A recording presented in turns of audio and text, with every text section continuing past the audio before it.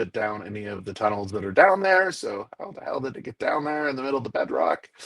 Which is another thought that people have, that the entire Giza complex is geopolymer, and it was a giant cement complex that was built. And so to me, that's always been super fascinating. The Labyrinth complex is not at Giza. It's unless they're talking Yeah, about Saqqara.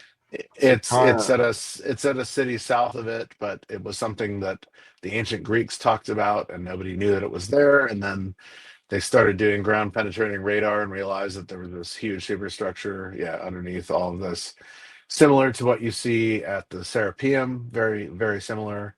They didn't know any of that existed, and now we know that there's a massive underground tunnel system at the Serapeum that houses all these boxes. And yeah, Whereabouts is the Serapeum? what's that?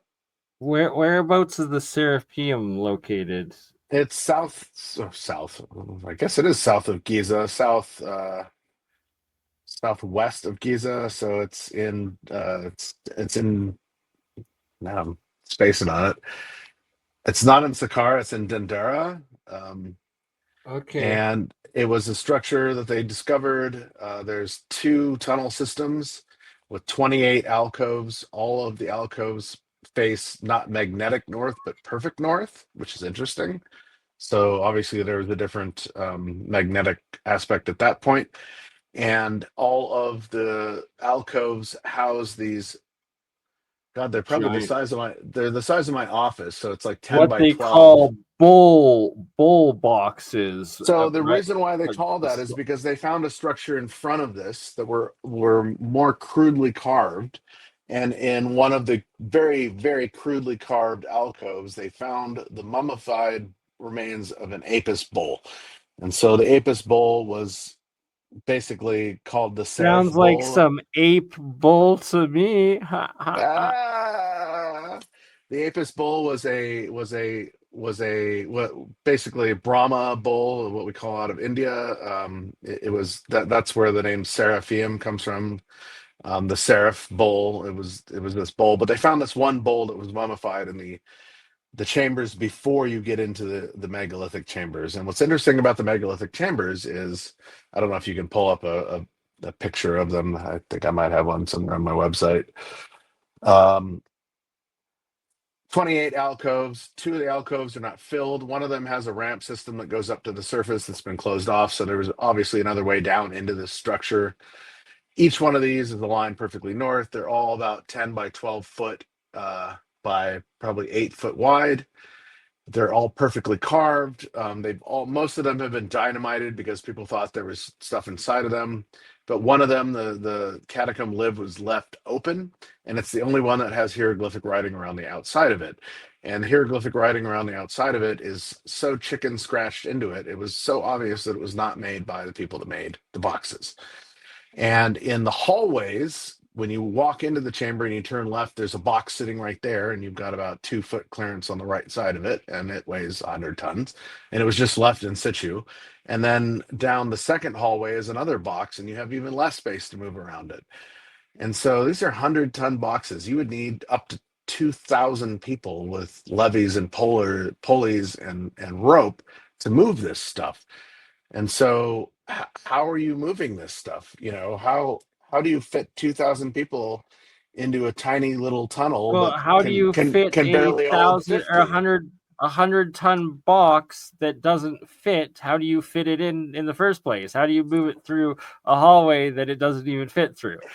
And then It's impossible. how do you lower it down into an alcove And and how do you perfectly have place it? 1,000 people pulling it in these hallways that they would suffocate, that they wouldn't even fit through? Like, but geopolymer now, pouring it as a cement, there's a whole new. This stuff is not geopolymer. This is Yeah. solid rock, and Well, if that's it's that's sandstone that's the difference. around it, it No, could be that. it's perfect diorite. No, like the caves, like the tunnel system. It's dug out of the bedrock, so it's Oh, all okay. limestone and granite. Yeah, Okay. no, and there's Crazy, no soot on the ceilings, and they haven't right? gone in there like the pyramids and cleaned it.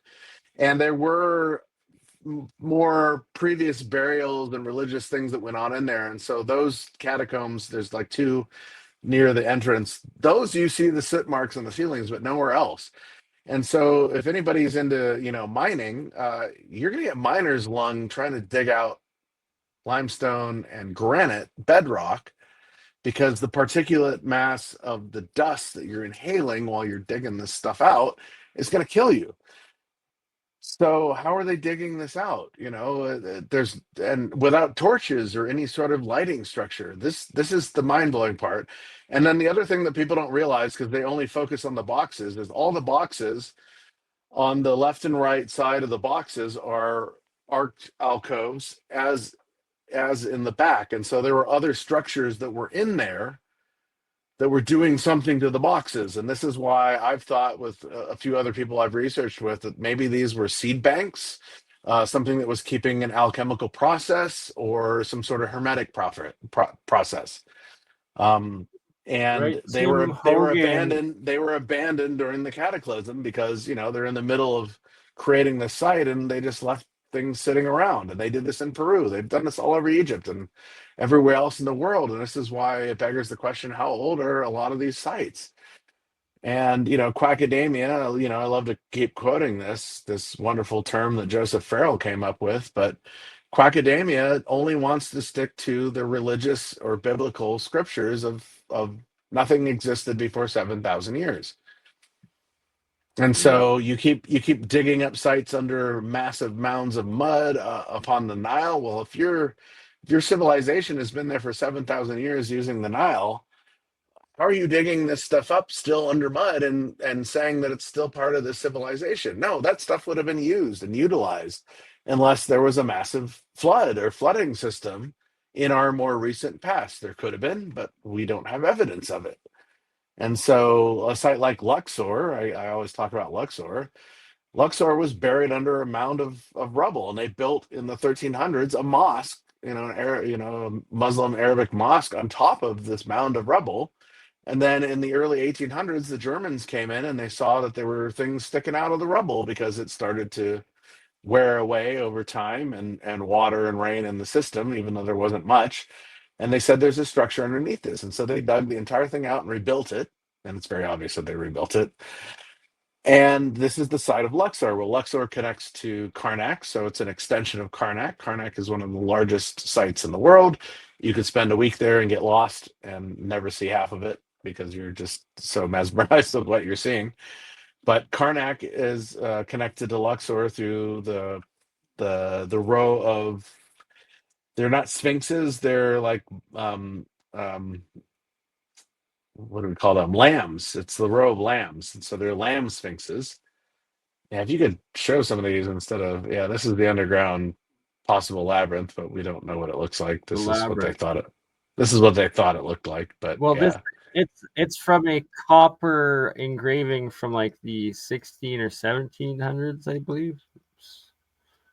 I was trying to yeah. find it. Look up Luxor real quick, and yeah, Luxor is an interesting site. Like I said, it was buried under a mound of rubble, and the Germans saw this and they rebuilt it. And the site we see now today has been completely rebuilt. And strangely, the mosque is still sitting on top of it, because that was what was there before. And so they had to obviously preserve that, because it's a religious structure. And yeah, where is this? This is not, I'm trying to remember where the labyrinth is. It's not at Giza, it's at another site. I believe it's the Crocodile Lake or the Crocodile Palace, where there's supposedly the two pyramids in the middle of the lake that drained, and that And there's they're no one longer pyramid. there. Yeah. They're no Yeah, longer there. Yeah. Because when I think of the Crocodile Palace, I think of Komabo, which is further down the Nile, and there's underground structures there. They would take their initiates through the Crocodile Cave. You'd have to swim. I know where the entrance is, and I know where the exit is, and you'd have to swim about 300 meters through this cave, complete darkness. At the bottom of the water is all these crocodiles. And what they would never tell the initiates is the crocodiles only eat 2 or 3 times a year. So you're totally safe when you're going through this initiation, but you're conquering your fear to go through it. And so this is how they would initiate people. So yeah, this is Luxor right here. So all this was rebuilt, and you can look at it and see that it was rebuilt. Everything about 2-3/5 of the way up it is all rebuilt. Right, and And that's the everything. statue to the right of the entrance has a crack mark that goes all the way from the head or the crown all the way down through it. And there's ancient use of, God, they're huge. Like they were putting either stone or metal into it to repair it in ancient times. So this means it Right, was there's a this means it was. lot of evidence of Yeah. ancient I kind of iron discovered that because people just walk by this and I'm just like, well, what about all this? It goes all the way up the rebar, right? side. Like Yeah. Well, they would put literally, metal structure or other stone structure in it to solidify the crack. And the Germans came in and they cemented the whole thing and removed all of that. So we don't know what it was actually there, but it's all cemented together now. And those holes are still there, but most people don't see them because they're so fascinated with everything else. Because the statue right across the aisleway there is perfect. And so one of them was broken, and one of them wasn't. And so they were just all repurposed and rebuilt as we do over time. And that's why I keep wondering, if we're doing that in modern times and you look at the dream stele in front of the Sphinx, and it clearly says that somebody came there and rebuilt and remodeled it because it was so broken and refractured. The question is, why weren't they doing this to ancient structures along the Nile? And why are we just now digging them up? Well, because these structures were never found by the ancients. They were much older. But we're told yeah. that they exist within this 7,000-year timeline, which is just ridiculous. Great point. Great point. It's ridiculous. Yeah, I'm sorry. I've been there. I've seen it. I don't agree with that. So It's I'm like, just oh, gonna the Ramesseum. So you have this colossal statue of Ramses, Ramasu, the rebirth of the sun, which is what Ramses means in outside of the Greek and the Suf language. It had toppled over, and Ramses carved his name into the shoulder horizontally, which means that he carved his name into the shoulder after the statue after. had toppled. And Oh people are my like, god, oh, it's a statue of Ramses. And I'm like, no, that should be a vertical. And that all the hieroglyphs should be shifted differently. And you see this also at Luxor, where a lot of these statues of Osiris or whoever this is, there's a belt system around the waist, and then there's a sword or like a jola or side strap, and there's a sword attached to the belt. And across the belt and the sword is a hieroglyph that's clearly been graffitied on top of what was originally there, and it says Ramses II. And that's why I say it's horizontal in that statue, and it's the same at the Ramesseum. And so he just came through and carved his name into everything deep enough that nobody could remove it. And yeah, everything is now a statue of Ramses. When who knows who it was. that needs to be like fully documented and like just mass spammed everywhere, because it literally destroys the narrative. And like, let's it's all hidden in plain sight, but when you look at it with a new perspective, it's everywhere, and the evidence is just, it's undeniable, because you start literally seeing it everywhere, and it all makes sense that way.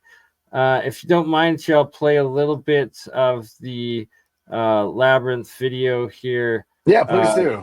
It's been a while since I've actually watched this, so yeah. Right? Yeah, and rest in peace, Carmen Boulter. She actually was the Egyptologist I have some department issues head with of. Carmen, but I really appreciate and respect her research. So Absolutely. And yeah, so she's showing here in like the next minutes where the labyrinth is. At Delta. And where is this location relative to the Giza Plateau in Cairo itself? It's 95 kilometers south, and it's beside the Fayum Oasis. that's right. That's where it is. Yep. And Which is right here. I'm showing you on the map right here. So is that So is that real- an real artificial quick, Bernie, lake pause to this. the northwest, I guess, of that oasis, or is that It's not artificial, and that's actually a good question. So Carmen Sorry. Boulter actually was an anthropologist at University of Calgary. Yeah, I know. I was just In- saying that she's literally Yeah, in the head- same department when my dad worked there. So that's why I'm like, I know her. I've met her. So she's an interesting character, but I've had some issues with some of her research, but that's beside the point. She does amazing research. So go on. Yeah, it's at Hawara. That's right. Yeah, Hawara pyramids. I know, and it's like it sucks that she's passed now. I was actually like I'd reached out to her and just started talking to her before she fell ill about actually like going and That was me interviewing and her. that was me and Lloyd Pye, man. That was my connection with Lloyd Pye. He contracted like really aggressive cancer right when I met him, and thank you, Brian Forrester, for that connection. I think like Lloyd Pye was an amazing man. So yeah. Anyway, go on. This is fascinating. Continue it. absolutely. So the Hawara pyramid. So there is a pyramid there. Yes. And right next to Because it. there are ancient Oops. maps that show a displacement of water, and it's called. So what she's about to say here is interesting on that it was a salt lake, and if there was a salt ocean tidal wave at some point in the past with the Bingo. right? And so And Crocodilopolis, the ancient, salt would have eroded most of those structures quickly. Once, yeah, which is why we don't have those two pyramids, and there were two pyramids and two obelisks sitting in front of them. So yeah, they're no longer there. right? So yeah, it's fascinating, and we've covered it before, the two pyramids. I've never been to this area, so I know nothing about it. Right. But outside of my own So research. we will learn something from this. Lake Moeris, Moeris, and it's about a 45-minute drive from this pyramid. And we went there, and it's this enormous salt lake. Egypt. Oh, wow. Yeah. And so that is just mind-boggling in itself. But apparently, this is so old that the legends are talking about two pyramids in the lake, but on a little island. And some people think that the water went all the way to Giza. Whoa, what about the Nile? And if the Nile was covered, I mean, if you think about the pyramid code and time and the geological movement of the river and all that stuff, how old are we talking? Yeah. So there's a lot of speculation and a lot of unknowns that go with it. But I think that we are speaking, because of the depth, and 30 kilometers from the Nile, which is, the Sphinx is 8 miles from the Nile. And so, and we've already examined the extreme antiquity of that, through the pyramid code. So we are talking old here. It's almost like that lake there has basically been cut off from an ancient water system that was once connected to a greater ocean, let's say.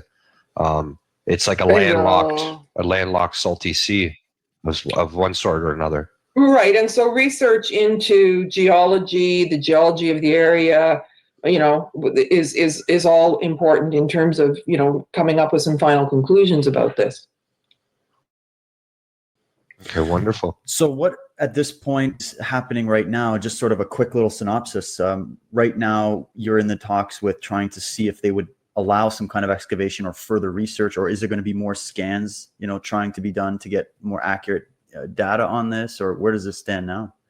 Well, the final report, will have the details, but there's an instrument that they bring with them that is more accurate than the other things. And so we are proposing to do boreholes into the key rooms that have, I'm putting it out there, there's 6 rooms that apparently have gold. And so we can say X marks the spot and drill the borehole and send a 3D mapping camera in to show the whole thing. And I suppose we could do virtual reality with that, whether or not the excavation happens. And that's just amazing that you can actually do that nowadays. And that's a very unobtrusive way to actually explore an ancient site without doing too much damage. The smart Well, bore a hole and then use that camera there to see what's there instead of ripping the whole thing out of the ground. well, and okay, so Sorry, did you have a comment, Hans? Oh, you're muted if you're trying to talk. No worries. If not, Oh, I said what's that? No, I was just stating. Yeah, no, I appreciate a lot that she's done. Dark Journalist interviewed her, which was really amazing before she passed right? during COVID. She claims to go to a couple of sites that she actually has never been to, and that to me was where I was like, okay. Oh, interesting. And she tried to own all of Hakim's work on the Pyramid Code so that none of the family could actually spread any of his knowledge, and that really bothered me on many levels. But her research is great, regardless. That's just my beef with her. Fair enough. You can't claim somebody else's research as your own, and because you copyrighted it through your TV series, that's beyond bogus. Yeah, it Just- sounds like some Gaia stuff. a bit, yeah. Anywho, we'll play a little bit more here. Just None where of that. they. I'm just stating that, but her research is spot on with most of what she does, and that's why I'm For like, sure. wow, she really did amazing groundwork, and she was the one that met up with John Anthony West in the Pyramid Code at God, what is the name of that spot? It's really gonna bother me, but way out in the Western Desert where the where the Dogon calendar was. Stonehenge, the calendar was correct. Anyway, go Right, on. so I'm just gonna play this part here where it shows the scans that there's two separate layers, one above the other, and that they've shown, and that so the Italian group with this new method of their Doppler radar, or whatever the heck it was,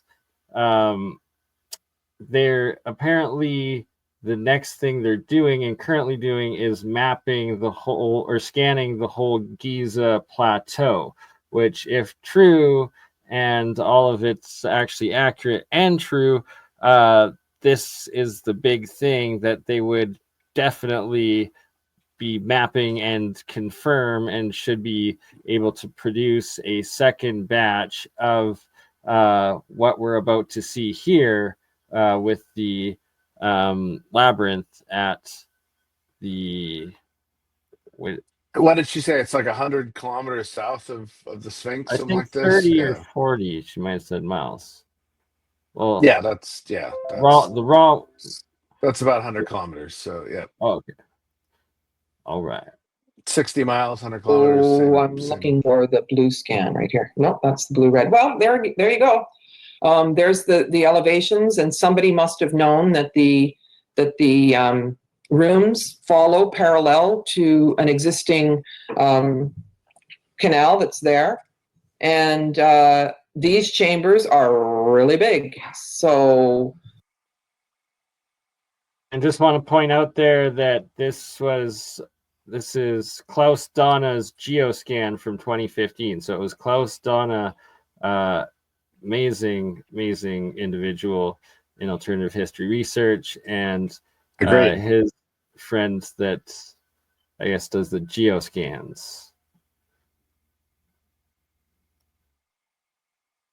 So if this was all underground, it would have been water. They would have been using this similar to the Osirian, where a lot of that was underground as well, and the Nile would flow up and over into these structures, and they would use them probably for mineral ores or ore refinement, something along these lines. Don't know. I mean, there's so much, but if this is as old as it is, then none of this would have been flooded by water, but a lot of it today would be. Yeah, right. And well, this spot potentially would be dried out though, because there was an ancient lake next to it when it was, but I guess that would have to have been after it was built, so it would definitely was flooded after its initial building, which again pre-cataclysm. I guess I can just show you this little animation here that's showing that the levels don't connect. So It's completely separate, 2 levels with no snakes and ladders connections between them. So what a lot of people, think is it's going to be like a tomb where you go up and down in between the 2 levels. And so in my mind, this suggests that it's different constructions. And this is a reoccurring theme in Egypt is different stages of the civilization building on top of more ancient structures in order to provide a place marker or just to guide people to the sacredness of that site. Do you think that this is something that's happening with this site here in Hawar? Well, I don't think it's a temple. My dog is barking. That's okay. Should I go save her? She's a welcome guest on this show. You know that, Carmen. Right.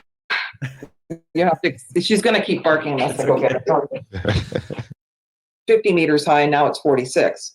So it's eroded. But there's also water inside. I just was at the site 6 weeks ago.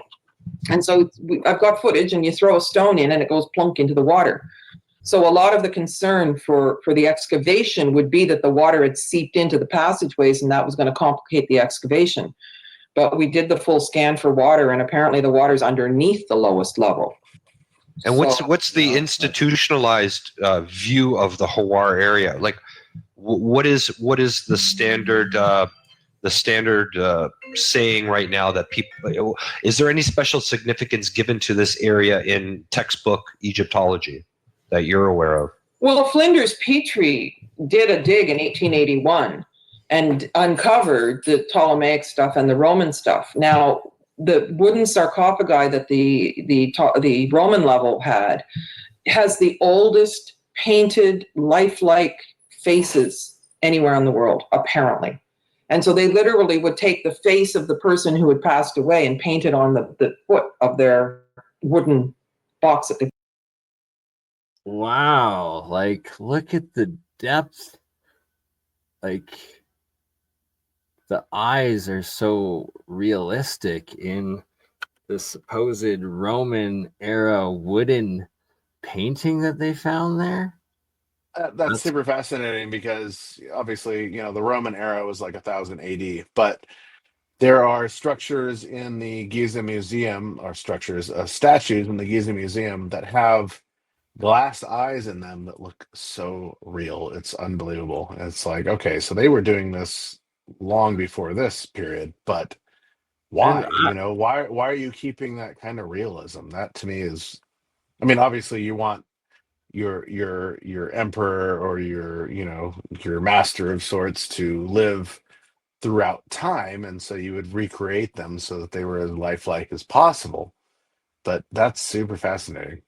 I do believe all these structures connect. Obviously, this is scan pyramids or whatever it was, and they couldn't penetrate everything, so they just don't know where all the tunnels are. Obviously, as you see with the red layer, there's shafts and tunnels that don't connect. Well, of course they all connect.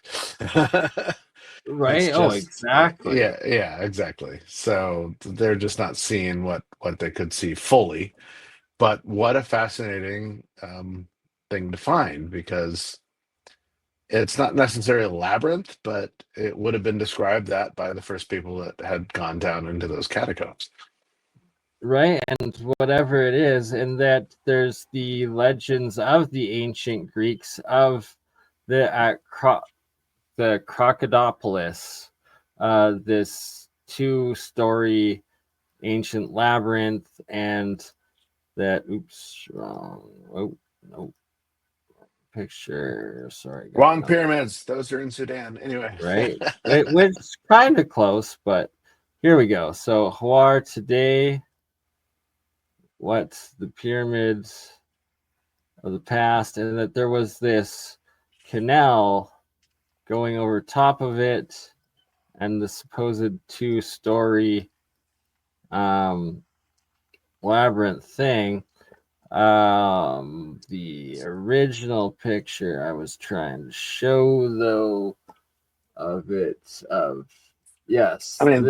Sadly, we don't really know what it would ever have looked like. We just have, what's left today. And if you look at now and then, but The then looks more like what we're seeing with some of the underground structures where there were rooms and catacombs and they were all connected.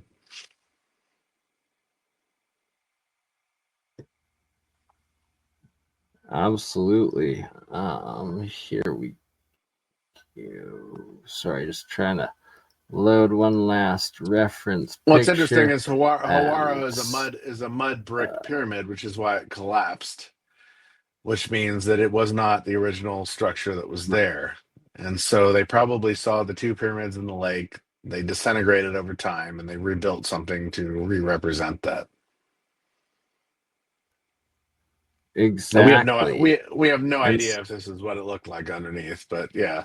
so this is from a like 1500s or 1600s copper engraving made that was apparently made replicating one of the ancient Greeks original drawings and accounts of what this site looked like.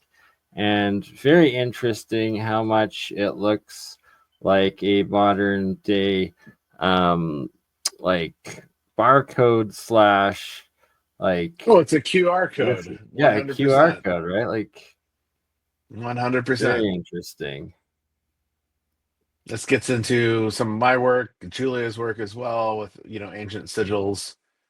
And Right, and like they strangely look potential. all like circuit boards. And Yeah, exactly. Like this is a macro circuit Michael board Tessarian potentially talks too. about this. Freeman Fly talks about this. But it's like, okay, all of our devices, my cell phone, my magical watch, all these are circuit boards. And so what were the ancient sigils? What were the ancient circuit boards? And why are we using them on a micro scale versus the macro scale today, which is interesting. It's like we've taken this ancient grid technology and we've put it into the size of a cell phone Right? or our Like computers. Yeah, it's mind-blowing to me, but it's the same technology in a weird way. You have a salt crystalline basis, silica, right? And you have quartz yep, and gold and silver, which are pumping the conductor. electrolysis. Yeah, and so we've figured out how to make these massive structures into very, very small, compatible structures. Right? And so it's like, was it giants and macro demigods that built these originally and now we're just the smaller version? I don't know, but it's Well, you look at a place like interesting. Cappadocia or Kuya, and you have similar underground structures. These labyrinths that people lived in during the time of a cataclysm. We don't know when. Obviously, you can't carbon date stone. This is the biggest issue I have with a lot of researchers. Oh, they carbon dated this to this, that, and the other date. And I'm like, no, they couldn't have because it's stone. Unless you have organic materials around it, you're only carbon dating those organic materials. And so if something was buried for 20,000 years, Exactly. And it's like, so some survivors refound it like thousands, tens of thousands of years later, had a and they fire built there fires around and it and cooked their meal. Yeah, contaminated exactly. Contaminated everything. the site. Yep, Yeah. bingo. Yep, you got it. So one last thing here before we have to go, is we're just about to reach the 2-hour mark. And what I find absolutely fascinating of these older like French and German depictions from the 1800s and earlier is that these pyramids are looking like the Sudanese, the upper Egyptian, not lower Egyptian pyramids, but they're claimed Well, to have all been technically along Lower the Egyptian, but they call it Upper Egypt because of how yeah, the Nile sorry, flows. Yeah. yes, sorry, I had that inversed and wrong. No. You're Opposite. perfectly right because that is considered Upper Egypt. The lower portion of the Nile, Aswan, that whole area, or yeah, Lower Egypt is what we Right, consider Giza because the Nile flows north; it doesn't flow south. exactly, right. So in the mouth of the river, but yeah, that there's all of these massive um different, like the steeper incline, the they've now find in Sudan, and like it's not the pyramids of Giza and the main pyramids, and they are depicting them all over, and they were also depicting them with some sphinxes, which with multiple in a couple of the images.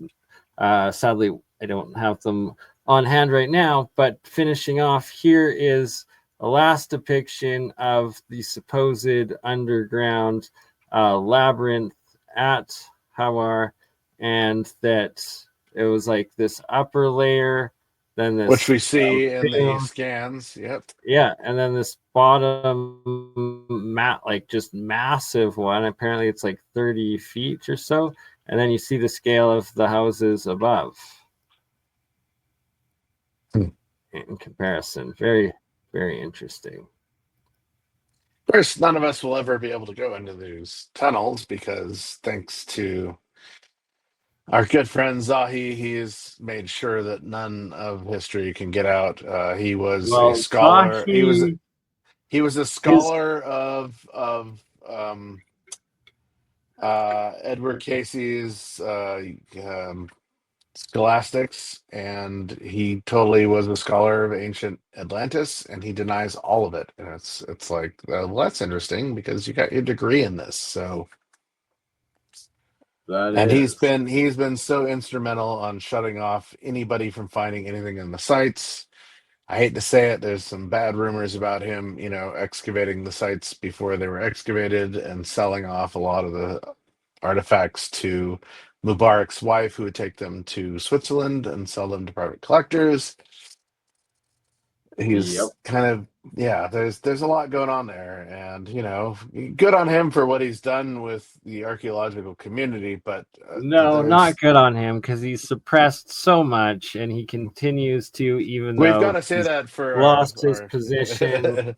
Yes, and I agree. Hopefully there's a new era and he loses his influence over. I'm surprised he's lost his job, but he still seems to oversee all these new findings. Exactly, right? He's still gatekeeping, which is ridiculous. On that note, I'm sorry I got to cut it off right before the 2 hours. Thank you, Hans. A pleasure. Shout out Stig. Safe travels to the Eye of Sahara, his 4th time going. And so amazing. Right? And we'll at least get a satellite call from there. If anybody's in LA, April 3rd through the 6th, I'll be speaking at Alien Event at the Sonesta LAX on the 5th and the 6th. So if you're there, come check it out. I've got a couple of tickets sitting here on my table. If anybody wants one, I can help you out at the gate. But well, maybe what if we could do a Woo Wednesday this week? We'll try to do a live giveaway or something. Yeah, good point. I've got a bunch for Biomet Expo, but it gets you into the same event. They're both the same. So just wanted to throw that out there. Some really amazing researchers this year, some new ones, and I look forward to seeing all my friends and family there, and whoever's in the crowd that can make it. So thank you so much for all your support. Appreciate you, Hans, and thanks for joining us, and safe travels, Stig, and we'll be back on Wednesday. Until then, ta-ta. You crazy mother. Yeah. It's just BurnEye. BurnEye just like last week, huh? Weekend at BurnEye.